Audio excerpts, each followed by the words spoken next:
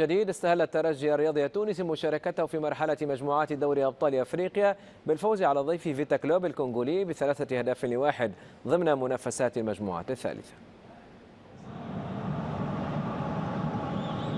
بداية طيبة للترجي الرياضي التونسي في دوري أبطال إفريقيا تجسدت بالفوز على ضيف فيتا كلوب من الكونغو الديمقراطية، ما يعطي صورة إيجابية للخطة الأولى للترجي في رحلة الصراع فوق المستطيل الأخضر في القارة السمراء.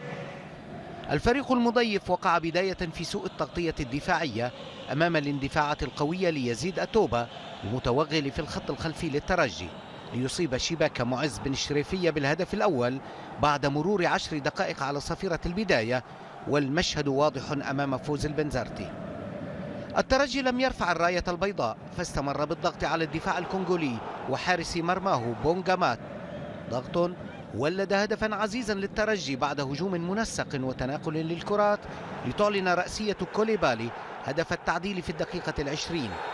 استعراض الترجي استمر فوق الميدان في ظل الهشاشة الدفاعية للفريق الضيف أمام ضربات طه ياسين الخنيسي الذي كاد يأتي بهدف ثان لولا التسرع الزائد واندفاع الترجي الرياضي.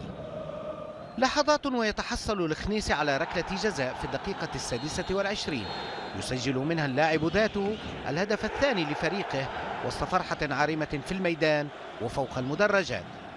في الشوط الثاني نزل الترجي عازما على اقتلاع الفوز، وهنا كثرت خشونة الكونغوليين حينما خرج يانيك بنغالا لنيله انذارين بعد مخاشنته للتونسي فخر الدين بن يوسف.